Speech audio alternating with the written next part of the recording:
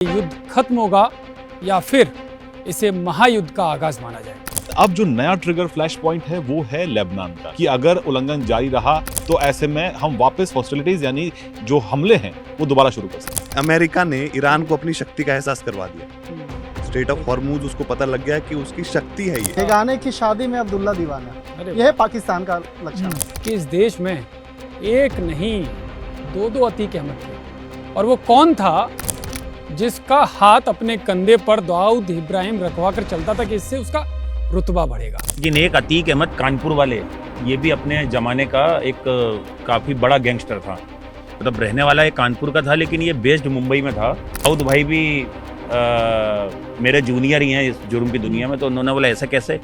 तो बोले मेरी जब मुलाकात मुंबई में उनसे होती थी तो वो मुझसे बोलते थे कि यार भिंडी बाजार जरा चलो और मेरे कंधे पे हाथ रख के चलना, तो थोड़ा मेरा रुतबा बढ़ेगा। कि इस वक्त की बड़ी खबर है, आप देख सकते हैं मुख्तार की गाड़ी को रोका गया, मीडिया वालों को रोक दिया गया। तो डर और खौफ हम लोग के भी आज हुआ एनकाउंटर।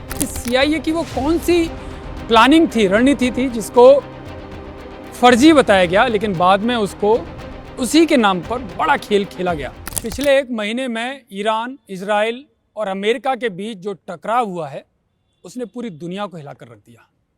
ड्रोन की गूंज, मिसाइलों की बारिश और साइबर हमलों की खामोश जंग, और इन सब के बीच सत्ता के बड़े चेहरों पर अटैक, बड़े चेहरों पर निशाना। नमस्कार, मैं हूं यतेंद्र शर्मा और पंचायत विद रिपोर्टर्स में आपका स्वागत है। और इस बार पंचायत में उस युद्ध पर बात होगी जिस पर नजरें पूरी दुनिया की टिकी हुई हैं, और सबके मन में एक सवाल है, क्या ये युद्ध खत्म होगा या फिर इसे महायुद्ध का आगाज माना जाए। और इसके साथ कई सारे ऐसे किस्से भी होंगे जो आपको चौंकाएंगे भी, लेकिन गुदगुदाएंगे भी, और कुछ कुछ सोचने को मजबूर भी करेंगे। हमारे साथ CNN के एंकर हैं अरुण ढांटा, शैलेंद्र बांगू हमारे साथ हैं जो पूरे इस युद्ध पर पैनी नज़र रख रहे हैं, और ईरान, इजराइल और US क्या रणनीति है, उसके पीछे की कहानी क्या है, वो आपको बताएंगे। इसके साथ आनंद तिवारी जो आपके लिए बार बार अंडरवर्ल्ड की से जुड़ी हुई किस्से सामने लेकर आते हैं, और इस बार भी वो आपको बताएंगे कि इस देश में एक नहीं दो अतीक अहमद थे, और वो कौन था जिसका हाथ अपने कंधे पर दाऊद इब्राहिम रखवा कर चलता था कि इससे उसका रुतबा बढ़ेगा। ये किस्सा वो बताएंगे। और इसके साथ ही शंकर आनंद भी हमारे साथ हैं जो बताएंगे कि CIA की वो कौन सी प्लानिंग थी, रणनीति थी जिसको फर्जी बताया गया, लेकिन बाद में उसको उसी के नाम पर बड़ा खेल खेला गया। तो इस पंचायत विद रिपोर्टर्स में ऐसे कई किस्से आपको मिलेंगे। तो सबसे पहले, क्योंकि ईरान इजराइल युद्ध की बात हो रही है, सब जान रहे हैं कि महायुद्ध होगा कि खत्म हो गया, क्या चल रहा है? देखिए यतेंद्र, सबसे अच्छी बात ये रही कल की हमने देखा कि सीज़फायर की घोषणा हुई। खुद प्रेसिडेंट ट्रंप ने इसकी घोषणा की और कहा कि अब हम बातचीत के जरिए आगे बढ़ेंगे। लेकिन अब जो ये पूरा युद्ध है, भले ही थम चुका हो, मिसाइलें पहले से कम हैं, लगभग ना के बराबर है, लेकिन अब जो नया ट्रिगर फ्लैश पॉइंट है वो है लेबनान का। लेबनान में क्या हो रहा है कि इजराइल लगातार लेबनान में अपने हमले जारी रखे हुए है, और अभी मेरी बात हुई है इजराइल के राजदूत से, जहां पे वो कह रहे हैं कि हम अपने ऑपरेशंस बंद नहीं करेंगे क्योंकि लेबनान जो है वो सीज फायर का हिस्सा नहीं है। लेकिन दिलचस्प बात यह है कि पाकिस्तान के प्रधानमंत्री ने कल जब सीज फायर की घोषणा की थी प्रेसिडेंट ट्रंप के बाद, उन्होंने लेबनान का जिक्र किया। लेकिन अब इजराइल ये कह रहा है कि लेबनान इसका हिस्सा नहीं है। अमेरिका भी कह चुका है कि लेबनान इसका हिस्सा नहीं है। अब सवाल खड़े होते हैं कि पाकिस्तान के प्रधानमंत्री को ऐसा क्या कंफ्यूजन था जब ये भी बताया गया कि उनको ड्राफ्ट दिया गया था। लेबनान अगर इसमें कॉपी पेस्ट किया उन्होंने, बिल्कुल, तो लेबनान उसमें शामिल है या नहीं है, इसको लेकर बड़ा दिलचस्प बयान अभी इजराइल के एम्बेसडर ने कहा है कि अगर मीडिएटर को ही ये बात पता नहीं है तो अमेरिका को कोई और मीडिएटर देखना चाहिए, रिप्लेसमेंट ढूंढनी चाहिए, ताकि उनको पता तो हो कि लेबनान इसका हिस्सा है या नहीं है। लेकिन ये साफ है कि इजराइल अपने हमले जारी रखेगा। तो अब देखना ये होगा कि जो बातचीत होने वाली है इस्लामाबाद में, जिसको शहबाज शरीफ उसको नाम दे रहे हैं इस्लामाबाद टॉक्स का, तो ये टॉक्स होती है या नहीं होती है ये अब तक क्लियर नहीं है। क्योंकि ईरान के जो राजदूत पाकिस्तान में है उन्होंने एक ट्वीट किया कि हमारा डेलीगेशन आज रात को पहुंच रहा है, बाद में ट्वीट डिलीट कर दिया। यानी कि अब ये टॉक्स होंगी या नहीं होंगी, मतलब भ्रम की, कंफ्यूजन की स्थिति पूरी तरह से, क्योंकि ईरान अब ये कह रहा है कि अगर लेबनान में इजराइल के हमले जारी रहेंगे तो वो इसे सीज़फायर का उल्लंघन मानते हैं। तो बातचीत आगे कैसे होगी इसको लेकर कोई क्लैरिटी नहीं है। लेकिन ये भी साफ कर दिया ईरान ने भी और अमेरिका ने भी कि अगर उल्लंघन जारी रहा ईरान की तरफ से या इजराइल की तरफ से, तो ऐसे में हम वापस हॉस्टिलिटीज यानी जो हमले हैं वो दोबारा शुरू कर सकते हैं। यानी कि ईरान तो मानेगा नहीं, क्योंकि वो तो साफ तौर पर कह रहा है कि लेबनान में भी होना चाहिए, संघर्ष विराम हुआ है तो वहाँ पर भी लागू होना चाहिए। वो चाहता है कि वहाँ पे देखिए लेबनान में बेसिकली हिजबुल्लाह के जो लड़ाके हैं वहाँ पर लड़ाके मौजूद हैं, उसी तरह से उस रीजन में और भी उनके लड़ाके जो ईरान बैक्ड हैं। तो इसराइल का ये कहना है कि ये यूनिलैटरल अटैक हुआ था हिजबुल्लाह की तरफ से, और ये अभी का नहीं है, इससे पहले से चलता आ रहा है। जो पिछले साल जो इनके एग्रीमेंट हुए थे उसमें भी ये कहा गया था कि जो हिजबुल्लाह वो हमले नहीं करेगा, तो ये इससे परे हम अलग से हिजबुल्लाह से निपट रहे हैं, इसका ईरान से कोई लेना देना नहीं है। लेकिन ईरान ये कह रहा है कि जब तक आप हमला नहीं रोकोगे हम स्ट्रेट ऑफ हॉर्मुज़ नहीं खोलेंगे। और कल भी खबर आ रही थी कि 2 शिप्स जाने के बाद उन्होंने वापस स्ट्रेट ऑफ हॉर्मुज़ बंद कर दिया है, जो कि मेन डील का हिस्सा था। अरुण, क्या जानकारी है आपके पास? देखिए अभी शैलेंद्र जी ने काफ़ी सारी चीज़ें कही, क्योंकि ये इसको कवर भी कर रहे हैं पिछले 40 दिनों से, पूरी इनकी नज़रें हैं। तो मैं बड़ा एक इंटरेस्टिंग, हम लोग आपस में जैसे बात करते हैं कि अभी हम शायद कर भी रहे थे कि अपनी शक्ति का एहसास आदमी को कैसे कराया जाए, तो मैं किसी को कह भी रहा था अभी, तो इससे वो जुड़ गया। मैं बता रहा हूँ कि इससे कैसे इस युद्ध ने, अमेरिका ने ईरान को अपनी शक्ति का एहसास करवा दिया। स्ट्रेट ऑफ हॉर्मुज उसको पता लग गया कि उसकी शक्ति है ये, क्योंकि और स्ट्रेट ऑफ हॉर्मुज की, क्योंकि पिछले 40 दिनों में स्ट्रेट ऑफ हॉर्मुज ही चर्चा का विषय बना हुआ है। तो मुझे आज भी याद है कि 28 तारीख को ये हमले हुए थे, वांगू साहब 28 तारीख को ही हमले हुए थे। तो मैं उस दिन ऑफिस में ही था और एंकरिंग भी कर रहा था।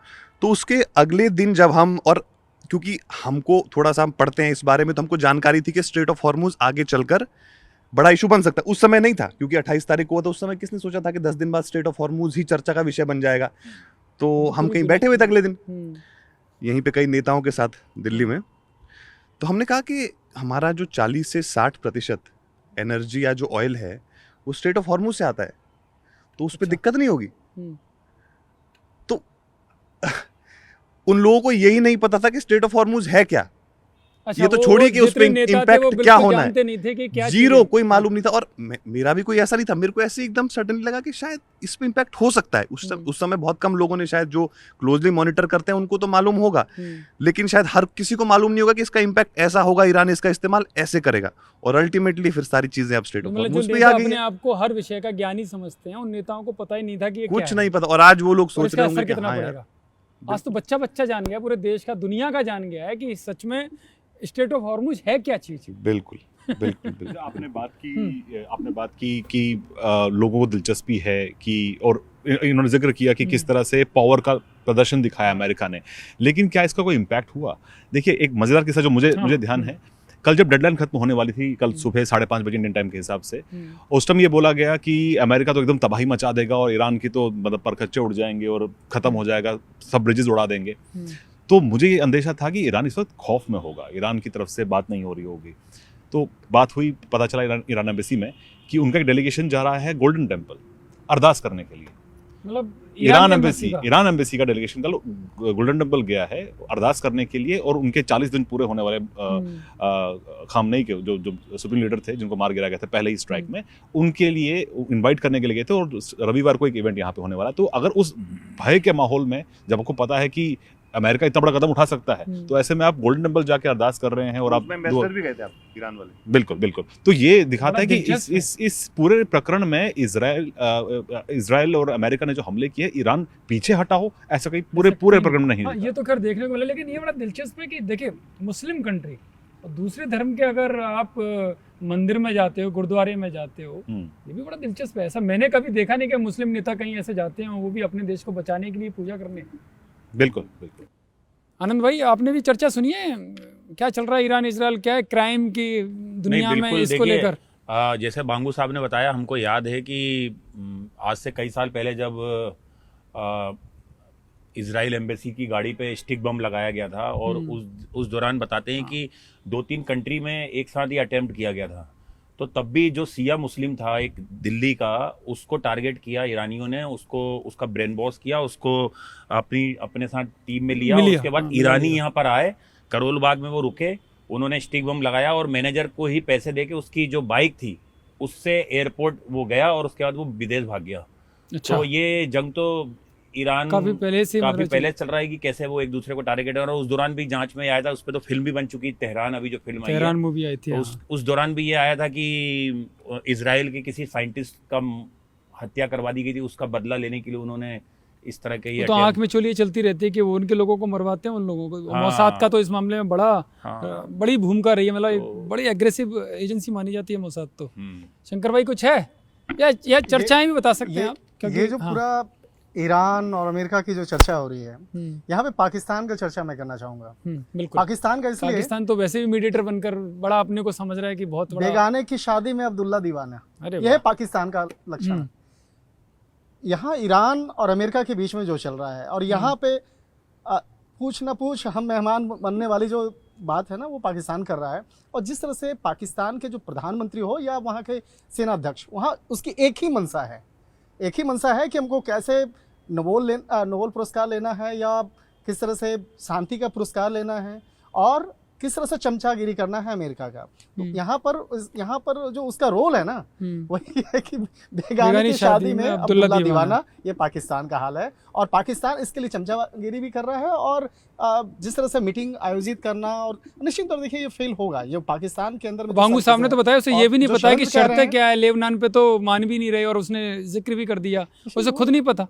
कॉपी देखिए, पेस्ट वाली जहाँ तक जिक्र भी आ पाकिस्तान गया। की बात है, इन्होंने जो बात कही बिल्कुल सही कही कि पाकिस्तान अपनी रेलेवेंस बनाए रखना चाहता है। लेकिन देखिए, अगर ये टॉक्स अगर सच में होती है, जिसको कल शहबाज शरीफ ने नाम दिया इस्लामाबाद टॉक्स, तो ये बहुत बड़ी बात होगी। कल व्हाइट हाउस में जो ब्रीफिंग हुई है, उसमें कहा गया है कि अमेरिका की तरफ से 3 रिप्रेजेंटेटिव जाएंगे, जिसमें उनके वाइस प्रेसिडेंट हैं और कुशनर है और विटकॉफ है। ये सब लोग मिलके इस्लामाबाद जाएंगे और शनिवार सुबह वहाँ पे टॉक्स होंगी। अब ये होती है नहीं होती सेकेंडरी बात है, लेकिन पाकिस्तान ने अपना डोमिनेंस इस सेक्टर में कहीं ना कहीं कामयाब हुआ है। हमने कल बहुत से ऐसे वेलकम मैसेजेस देखे वर्ल्ड लीडर्स के, जहाँ पे उन्होंने पाकिस्तान का स्वागत किया। लेकिन यहाँ पे मैं किस्सा आपको बताना चाहूँगा जो करंट है। हाँ, बिल्कुल। जैसे ही कल सुबह सीज फायर की घोषणा हुई और ये पता चला कि बातचीत इस्लामाबाद में होने वाली है, पहला मैसेज मैंने कल पाकिस्तान हाई कमीशन में भेजा और बोला क्योंकि ये रेलिवेंट है और क्योंकि हम पत्रकार हैं, क्योंकि ऑपरेशन सिंदूर के बाद पाकिस्तान हाई कमीशन के साथ हमारा लगभग कट ऑफ हो चुका है। हम बातचीत नहीं करते हैं, हम चाहते भी नहीं है, क्योंकि उस तरह का प्रोपेगेंडा और ये सब हम नहीं चला सकते, और वो अपना उनकी तरफ से भी कोई कॉन्टैक्ट नहीं है। लेकिन क्योंकि कल एक रेलिवेंट दिन था, हमने अप्रोच किया। मेरे माइंड में 2 चीज़ें थी। पहला तो ये कि इस्लामाबाद में अगर बातचीत होती है और ये अगर वीज़ा देते हैं, क्योंकि ये भी है कि इंडियन जर्नलिस्ट को वीज़ा आज की डेट में देना, वो शायद दे ना दे मुझे नहीं पता, हमने अभी तक अप्लाई भी नहीं किया है। 2 चीज़ें, एक तो मुझे इस्लामाबाद जाना है और वहाँ पे जाके कवर करना है इन टॉक्स को। उसके बाद वहाँ से फ्लाइट पकड़ के कराची जाना है और लियारी जरूर जाना है, ये देखने के लिए कि वहाँ पर जो फिल्म में दिखाया गया है कि वाकई में लियारी वैसा है नहीं, और लोगों से पूछना है कि उन्होंने फिल्म देखी है नहीं पाकिस्तान में। क्योंकि हमने ये जरूर सुना था कि जो नवाज शरीफ जो है, उनका एक कैरेक्टर इस फिल्म में दिखाया गया है, तो नवाज शरीफ ने वो कैरेक्टर देख के ये फिल्म की क्लिप वीडियो मंगाया था उस फिल्म का। वो देखना चाहते हैं कि उन्होंने तारीफ की इस फिल्म की। तो ये एक मोटिव ये भी है, ये मोटिव ये भी है कि एक तो टॉक्स कवर करनी है और कराची जाके लियारी जरूर जाना है, ताकि वहां देखते कि वहां पे एक्चुअल जो रियल सेटअप था बताया जाएगा वो थाईलैंड में था। लेकिन अब तो इस मूवी की वजह से लियारी के जो भिखारी हैं, सलम चौधरी की वाइफ से मिलके आइएगा, अभी हमने उसका इंटरव्यू किया है। आप लाइनअप कर देना, मैं इंटरव्यू करके आ जाऊंगा ऑन कैमरा। नहीं बिल्कुल, ये कर भी देंगे। आनंद के अच्छे कनेक्शन है इस मामले में। इस पूरे धुरंधर फिल्म, एक तरफ यहाँ धुरंधर फिल्म का जिस तरह से रिलीज होना, उसके बारे में चर्चा होना, और दूसरी तरफ देखा जाए पाकिस्तान का बहुत सारे ऐसे वीडियो क्लिप्स हैं जो अरे भिखारियों की शामत आ गई भैया। हर भिखारी को उठा के देखा जा रहा है कि कहीं जासूस तो नहीं है, उस ढंग से बड़ी रील आ रही है इस तरह की। हाँ, बहुत रील देखा जा रहा है। तो क्या सही है वो सब सारी चीजें? देखिए, पाकिस्तान में तो बहुत सी चीज़ें हो रही हैं, और जो ये फिल्म है इसके लिए प्रॉपर रिसर्च की गई है। बहुत सी चीज़ें रियल भी हैं, बहुत सी चीज़ें ड्रामेटिक भी, कि ड्रामेटाइज किया जाता है फिल्म के। खैर, हम फिल्म से हट के पॉइंट ये था कि इस्लामाबाद में शहबाज शरीफ आज की डेट में दिखाना चाहते हैं कि हम कहीं ना कहीं एक मुस्लिम वर्ल्ड के लीडर हैं, क्योंकि हम ईरान से भी बात कर रहे हैं, और ये भी बताया जाता है कि आसिम मुनीर के संबंध जो है वो IRGC के साथ भी रहे हैं, तो वो उसका फायदा उठाना चाहते हैं। लेकिन अब जहां बड़ा कंफ्यूजन, बड़ी एम्बेरसमेंट जो पाकिस्तान के प्रधानमंत्री के साथ हुई, वो ये हुई, उन्होंने लेबनान का जिक्र किया, जो कि ईरान और इजराइल दोनों ने साफ इनकार कर दिया, लेबनान इसमें शामिल नहीं है। अब इजराइल ये बोल रहा है कि अगर मीडिएटर को ये पता नहीं है तो अमेरिका को किसी और को ढूंढना चाहिए जो सही में बातचीत करा पाए, क्योंकि जिस मोड़ पर हम आज हैं, लेबनान के चलते शायद बातचीत हो ही नहीं पाएगी। चलिए, एक मजेदार किस्सा मैं आपको सुनाता हूँ इसी जंग का, जो बड़े लोग आजकल अमेरिका और इजराइल में बात करेंगे। बड़ी दिलचस्प चीज़ है ये। आपने देखा होगा, जंग लड़ी जाती है तो बड़े घातक हथियार यूज होते हैं। क्यों घंटा जी, कौन कौन से हथियार यूज होते हैं? तरह के हथियार यूज होते हैं, ड्रोन से लेकर मिसाइल से लेकर फाइटर जेट से लेकर 43,000। आजकल तो सोशल मीडिया टेक्नोलॉजी ये बहुत बड़ा वो है। 43,000 करोड़ ड्रोन्स और मिसाइलें प्रयोग की गई हैं, और तकरीबन 49,000 करोड़ जो है इसमें नुकसान हुआ है पैसे का अगर देखा जाए। लेकिन अगर ड्रोन की अगर बात करें, ड्रोन मिसाइल 45,000 करोड़ के चलिए जितना भी हुआ हो, लेकिन बड़ा मज़ेदार पता है क्या है इसमें जो जंग लड़ी जा रही है, इसमें एक दूसरा पहलू और है, हथियारों के अलावा, ड्रोन के अलावा, साइबर अटैक के अलावा। नहीं, प्रोपेगेंडा तो खैर ये भी आजकल युद्ध की एक रणनीति का असर हो गया है। इसमें कॉफ़ी और एनर्जी ड्रिंक का बहुत बड़ा रोल रहा है। अरे वाह, कैसे? कॉफ़ी और एनर्जी ड्रिंक से अमेरिका में अमेरिका के द्वारा जंग लड़ी जा रही है। कितनी एनर्जी ड्रिंक यूज हुई है सैनिकों के लिए? 20 लाख एनर्जी ड्रिंक यूज हुई है। और मेरे पास जो आंकड़ा है उस हिसाब से, और 10 लाख से भी ज़्यादा गैलन कॉफ़ी यूज की गई है। और क्यों? क्योंकि सैनिक मशीन की तरह काम कर रहे हैं, रात दिन की लड़ाई है। Exactly. ऐसे में वो जागते रहें, एनर्जी उनमें आती रहे, इस वजह से एक बड़ी मात्रा में इसका यूज किया गया। और अमेरिकी जनरल में ये रिपोर्ट छपी है कि इतना ये यूज हुआ, यानी कि हथियारों का तो है ही है, लेकिन एनर्जी ड्रिंक और कॉफ़ी का भी बड़ा रोल है। यानी कि इंसान भी मशीन की तरह काम कर रहे हैं और उनको भी एनर्जी और कॉफ़ी की जरूरत है। ये किसी ने ध्यान नहीं दिया होगा, एक बड़ी शानदार रिपोर्ट है ये। नहीं तो फिर वॉर का एक दूसरा पहलू है ये। इस तरफ अगर अमेरिका की तरफ से इस तरह की रिपोर्ट आई है, तो आप सोचे ईरान में कितना एनर्जी ड्रिंक या जो भी चीजें उनकी रिक्वायरमेंट होगी, तो डर है। वो तो चाय पी होगी उन्होंने, वो भी उनको पता नहीं नसीब हुई होगी कि नहीं। वो भी कहानी से कितना सारा उनके ऊपर इजराइल और उसके द्वारा बमबारी हो रही है, ड्रोन का अटैक हो रहा है, वो तो वहाँ तो मुश्किल है, लेकिन यहाँ जरूर हो रहा है ये सब। इसमें एक किस्सा मैं भी बताऊंगा, किस्सा नहीं फैक्ट है। हमारे किस्से फैक्ट वाले ही होते हैं, मनगढ़ंत नहीं हमारे यहाँ होती, यही तो न्यूज़ 18 की खासियत है। इसमें क्या है कि ईरान के लिए सबसे बड़ी उसकी कैपेसिटी उसके मिसाइल्स माने जाते हैं, एयरफोर्स उनके बहुत मजबूत नहीं है, और साथ ही साथ ड्रोन्स, जो ड्रोन उनका है वो बहुत कामयाब है, उसको सुसाइड ड्रोन्स कहते हैं, यानी कि वो एक बार अटैक करने के बाद वापस नहीं आता है। इस तरह के ड्रोन्स हैं, अटैक करते हैं, उनको कहते हैं शाहिद ड्रोन्स, महंगे ड्रोन्स हैं। अमेरिका ने क्या किया, शुरुआत में ही उन्होंने शाहिद ड्रोन्स का इसको ले लिया, एक शाहिद ड्रोन को, उसको यूएस भेजा, उसमें कुछ तब्दीलियां की और एक चीप कॉपी बनाई। अच्छा, उससे मेड इन अमेरिका का ठप्पा लगाया और वापस वॉर के लिए भेज दिया। यानी कि उन्होंने ईरान के ही ड्रोन से सीख कर एक ऐसा ड्रोन बनाया जो बहुत चीप था। हालांकि जो खर्चा, जैसा बता थे शंकर, वो बहुत बड़े पैमाने पर उन्होंने खर्चा किया, बहुत से देशों के जीडीपी के बराबर ये खर्चा पिछले 40 दिनों में हुआ है। लेकिन उस ड्रोन को उन्होंने इस तरह से इस्तेमाल किया कि ईरान का ही बना हुआ ड्रोन उन्होंने ईरान के खिलाफ ही यूज किया, वो भी चीपर वर्जन।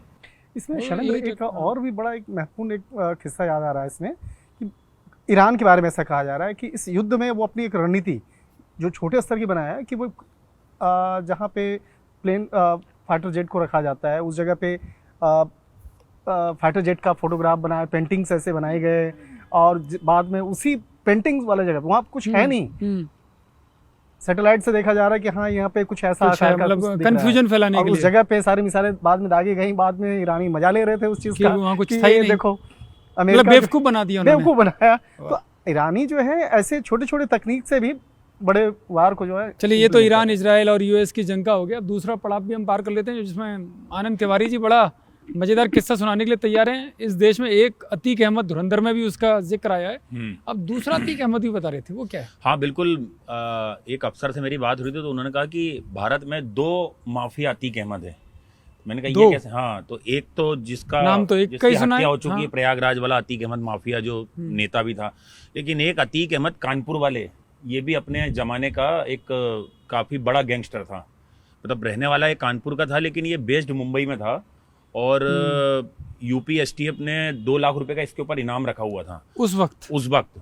ये बात है करीबन 17 साल पहले की। तो दिल्ली पुलिस की स्पेशल सेल, चूँकि एक सेक्शन होता है उसमें, पूरे इंडिया में अगर कोई वांटेड है तो कोई भी पुलिस उसे ढूंढ सकती है। तो दिल्ली पुलिस को एक लीड मिली कि मीरा रोड पर एक अपार्टमेंट में ये हो सकता है। तो एसटीएफ वाले एक अपार्टमेंट के नीचे 20 दिन तक रुके रहे, और चूंकि उसके हथियार वगैरह थे तो ये डर भी था कि पब्लिक को नुकसान ना हो। तो ये इतना शातिर था अतीक अहमद कानपुर वाला कि इसने अपने फ्लैट का 1 महीने तक लाइट बंद नहीं करा, 24 घंटे लाइट ऑन रहता था। 1 महीने का मटन और राशन इसने अपने घर में पूरा स्टोर करके रखा था, और घर से 1 महीने तक ये निकला नहीं। एसटीएफ वाले 20 दिन तक नीचे इंतजार करते रहे कि अपार्टमेंट से नीचे आएगा तो इसको पकड़ेंगे। तो लाइट ऑन करने का क्या? लाइट ऑन करने का सीन ये था कि घर के अंदर कोई है ही नहीं। अच्छा, ये क्योंकि रात में होता है अमूमन लोग लाइट बंद कर लेते हैं, तो शायद पता चल जाता, तो उनको लगा कि कोई लाइट ऑन करके चले गया, चला गया। अच्छा अच्छा अच्छा। तो 20 दिन तक वो इंतजार करते रहे और एसटीएफ वाले जब थक हार गए तो वो वापस चले गए। तो उसके बाद स्पेशल सेल को एक लीड मिली कि संपर्क क्रांति से उसकी जो वाइफ है वो मिलने जा रही है। तो उसी ट्रेन में स्पेशल सेल वाले भी बैठ गए और मीरा रोड पहुंचे। जब वो मीरा रोड पहुंचे तो वो अपार्टमेंट में जब ऊपर उसने एंट्री करना शुरू करी तो सेल वालों ने भी एंट्री करना शुरू करी, और उसके बाद इत्तेफाक से वो वहाँ मिला ही नहीं। अच्छा। उसकी पत्नी को भी नहीं मिला वहाँ।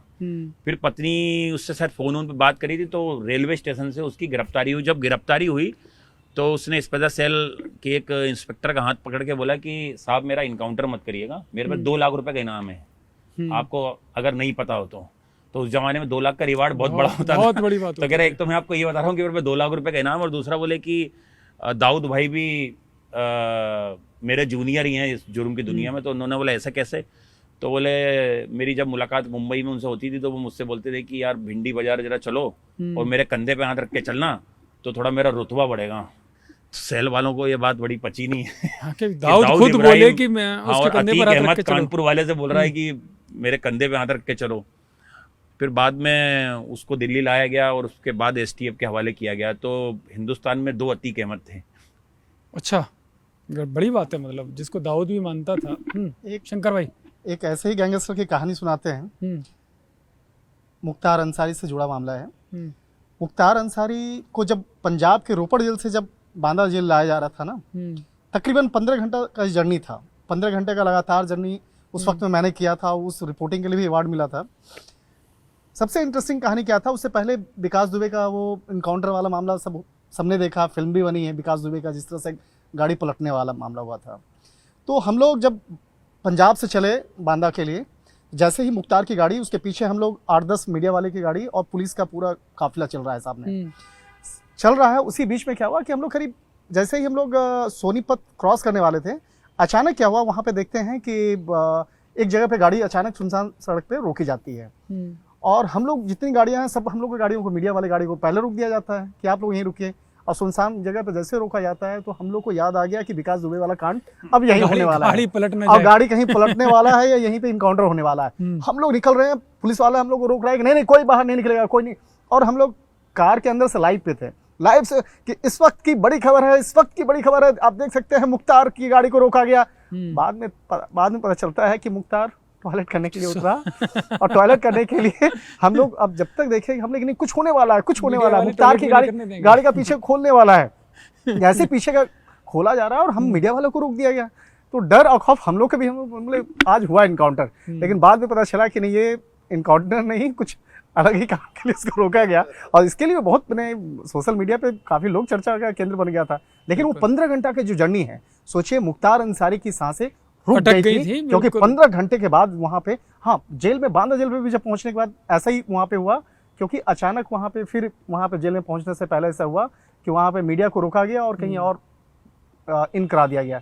तो वहाँ पर भी मीडिया वालों को यही लग रहा था। अब कई बार होता है कि अब क्या कुछ कह भी नहीं सकते हैं, लेकिन मुख्तार अंसारी के साथ साथ मीडिया की भी सांसें रुकी हुई थी। अब क्या होगा क्योंकि उन्हें तो खबर का इंतजार था और इसी के चक्कर में उसको फॉलो किया जा रहा था 15 घंटे। एक शंकर भाई ने कहा कि मीडिया की सांसें रुकी हुई थी, तो एक किस्सा मुझे भी अभी याद आ रहा है कि मैं थोड़ा पीछे जाऊंगा, बहुत पीछे नहीं, और ये मेरा मतलब खुद का एक्सपीरियंस है क्योंकि मैं इस स्टोरी का मेन वो था। तो ये AI समिट की बात है, काफी कुछ चर्चा उस पर हुई है, लेकिन बहुत सारे किस्से ऐसे होते हैं जो मतलब जिसके साथ होता है उसी को पता होता है, बाकी चीजें तो जो हुआ वो तो डिस्कशन होता रहता है। तो अब हम लोग जब वहाँ थे तो ऑब्वियसली इंटरव्यूज वगैरह ये सब करने होते हैं, तो हम लोग कर रहे थे। तो एक आप अगर गए हैं वहाँ पे, जो उन्होंने व्यवस्था कर रखी थी AI समिट की, बहुत अच्छी व्यवस्था है। तो एक एरिया अलग से रखा हुआ था, जितने भी जो फॉरेन डेलीगेट्स से, चाहे आपका सुंदर पिचाई, ऐसे बहुत सारे लोग, ओपन AI का CEO ऐसे जो लोग आए, तो उनके लिए अलग से कैबिन वैबिन या कुछ उनके लिए व्यवस्था कर रखी थी। तो हम भी चले गए उस इलाके में, कैमरा अलाउड नहीं था, तो हम चले गए फर्स्ट फ्लोर पे उनके सबके कैबिन्स बने हुए थे कि भाई अगर वो कुछ नहीं कर रहे तो वहाँ बैठेंगे कैबिन्स में। तो हम लोग बाहर कॉफ़ी वॉफ़ी पी रहे थे। मैं यार किसका इंटरव्यू करे, तो हमारे साथ जो कैमरा मैन थे, नाम नहीं लूँगा, तो वो नीचे थे, जैसे यहाँ पे होंगे वो, हम ऊपर चले गए। तो अब सडनली हमने देखा कि एक AI की बहुत बड़ी कंपनी है एंट्रोपिक, ओपन AI नंबर 1 है सैम ऑल्टमैन की, एक उसका ही एक दोस्त था, उन दोनों ने साथ की थी, वो अलग हो गया था। तो उसने एक और कंपनी फॉर्म की, नंबर 2 पे वो कंपनी है, उसका नाम है एंट्रोपिक। तो उसका सीईओ जो है वो थोड़ा सा शाय किस्म का है, अपनी वाइफ या गर्लफ्रेंड जो भी थी उनके हाथ में हाथ लेके वो चल रहा था। जैसे वो बाहर निकला तो हमने देखा कि यार ये तो वो है, बड़ा आदमी है। और उसके साथ 2 बॉडीगार्ड थे 6.5 फुट के और पूरा ऐसे। तो अब वो मेरे जो कैमरामैन थे वो नीचे, अब मैं उनको फ़ोन करूं कि आप कहाँ हो, कह रहा मैं नीचे हूँ। तो मैंने कहा यार इसका इंटरव्यू करना है, ये बंदा आ रहा है अपनी वाइफ के हाथ में हाथ डाल के नीचे को आ रहा है, ये स्टेयर्स पे एस्केलेटर थी। तो नीचे आ गए बाहर, वो अपनी गाड़ी वहाँ उसकी आ रही है, वो वेट कर रहा है उसका। अब आप देखिए, मैं और मेरे साथ एक और रिपोर्टर भी था दूसरे चैनल का, हम चले गए उसके पास, बात करने लगे। जब तक वो आए वहाँ से, वो अपना कैमरा ऑन करके आ रहे हैं, तो मैं उस बात कर रहा हूँ, I am Arun from CNN, आया इंटरव्यू से। अच्छा, उसके साथ जो 2 बंदे थे, अब उन पे हमारा ध्यान नहीं था, हम उससे बात कर रहे थे, वो गाड़ी का वेट कर रहा था, तो अब तक खड़ा ही रहता, कहाँ जाता, खड़ा रहा। अब उसके जो 2 बंदे थे, हमको पता नहीं था उन्होंने क्या किया, सोचे क्या किया होगा। वो बंदा चला गया वहां से, हमारा इंटरव्यू हुआ ही नहीं, वो निकल गया, गाड़ी आ गई और हमारे कैमरामैन आए नहीं। अब वो चला गया, तो मैंने उनको बोला पीछे जाके, मैंने कहा यार क्या कर रहे हो आप, इतना बड़ा आदमी था साला, कुछ बोल देता वो। तो उन्होंने मुझे कहा कि जो उसके साथ 2 बंदे थे, उन्होंने क्या इशारा किया उनको, ये इशारा, और वो आए नहीं, वो वहीं रुक गए। वो कह रहा है अच्छा ठीक है। अब क्या है कि नॉर्मली वहां पे वो उसका होता है कट कि मत लो शॉट्स, उनको लगा कि वो रुक गया। मैंने कहा यार मुझे इतनी हंसी आई, मैंने कहा आए क्यों नहीं यार। तो ऐसे भी किस्से कई बार हो जाते हैं, ये चीजें भी है। शंकर भाई, आप एक किस्सा बता रहे थे, CIA वाला कौन सा था वो? CIA का ये ऑपरेशन, क्योंकि अब हमारा समय भी कम है थोड़ा। ऑपरेशन एपिक फ्यूरी जो है, ये इस मामले में CIA का जो रोल था, CIA के द्वारा ट्रंप को पहले से कह दिया गया था, ये 26 तारीख को से मीटिंग से पहले ही कह दिया गया था कि ये ऑपरेशन अभी नहीं करना है और ये ऑपरेशन अभी सक्सेस नहीं होगा। कोई ऑपरेशन कर रही होगी एक्चुअली में इस ऑपरेशन से पहले बताया गया था कि 26 तारीख को जो ईरान के आयतुल्ला जो हैं वो एक बेहद महत्वपूर्ण बैठक करने वाले हैं तेहरान में। तो उस वक्त में खामनेई की हाँ उसकी बैठक होने वाली थी। बोला कि इसी बैठक में उसको खत्म कर दिया जाएगा। खत्म करने के बाद क्या होगा, ईरान की जो अर्थव्यवस्था है और सारी चीज़ें रोड पे आ जाएंगी और उसके बाद वहाँ पर कब्जा करना, अपने तरीके से इम्प्लीमेंट करना उसको होगा। और ये आइडिया दिया गया था, जैसा कहा जाता है कि इजराइल जो है वो चाहता था कि अमेरिका इस युद्ध में आए, इसको किसी तरह से लाया जाए, जिससे कि इजराइल के भी अपनी चीज़ें हैं। लेकिन उस वक्त में CIA ने मना किया कि ऐसा हम लोग को नहीं जाना चाहिए, ऑपरेशन एपिक फ्यूरी में नहीं जाना चाहिए। और 26 तारीख का जो ऑपरेशन था उसमें अमेरिका का एंट्री करना या उस बैठक को लेकर एंट्री करना, ये अमेरिका की भूल रही और इसी वजह से ईरान आज भी लीड पे है। और कहीं न कहीं वो आज भी CIA के एजेंट कहते हैं, ऑफिसर्स कहते हैं कि ये उसकी बात को नहीं मानने का एक खामियाजा है।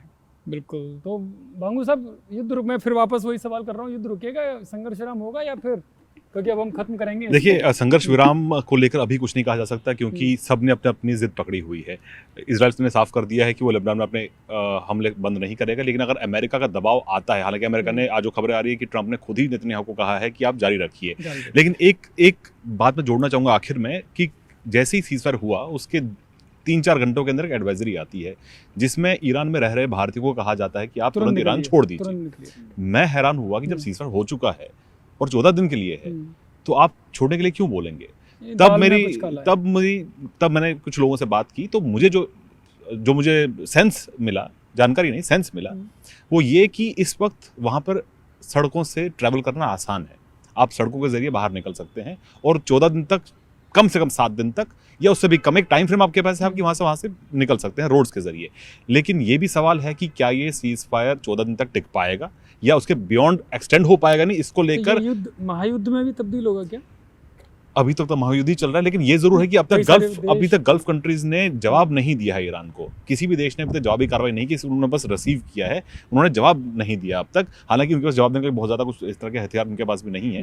लेकिन ये जरूर है कि अगर ये सीज फायर टिकता नहीं है तो जरूर प्रेसिडेंट ट्रंप पर भी ये भरोसा नहीं किया जा सकता वो किस तरह का कदम आगे उठाते हैं। तो ऐसे में इजराइल तो पहले से तैयार है कि वो सीज फायर जो लेबनान को लेकर वो तैयार नहीं है और लेबनान में वो अपने ऑपरेशन जारी रखे हुए हैं। तो ऐसे में अब ईरान क्या करता है, सबसे बड़ा सवाल है कि ईरान क्या स्ट्रेट ऑफ हॉर्मुज़ को बंद रखेगा और क्या उसको वहाँ से उसका दबदबा हटाने के लिए बाकी देश एकजुट होंगे या नहीं, ये बड़ा सवाल है। अभी फिलहाल ये सब कुछ टेंटेटिव है। अगर बातचीत होती इस्लामाबाद में, मतलब पहला कुछ बड़ा भी सवाल यही है, पिक्चर क्लियर अभी क्लियर नहीं, पिक्चर लेकिन अभी बाकी है। हाँ बिल्कुल, देखिए अभी बमबारी नहीं हो रही है उस पूरे रीजन में, ईरान की तरफ से, यूएस की तरफ से, वो सब बंद हो ठीक चुका है, है। ठीक है। तो अब हम भी उम्मीद करते हैं क्योंकि इसमें भारत के भी इंटरेस्ट बहुत सारे हैं, बिल्कुल। बहुत से करीब 1 करोड़ भारतीय वहाँ रहते हैं और हमारे जो और यहाँ भी असर पड़ रहा है, यहाँ भी असर पड़ रहा है। अगर लंबा किस्सा है तो हाँ भाई अरुण। एक थोड़ा सा, क्योंकि अभी चुनावी सीजन चल रहा है, 3 स्टेट्स में चुनाव हैं और 2 में आने वाले हैं आगे, तो उससे रिलेटेड एक छोटा सा किस्सा भी सुना देता हूँ आप लोगों को, बिल्कुल, अब बिल्कुल। थोड़ा अगर समय हो नहीं बिल्कुल, लास्ट तो। किस्सा आप भी कर हाँ, लेते हैं। तो अभी मैं असम गया हुआ था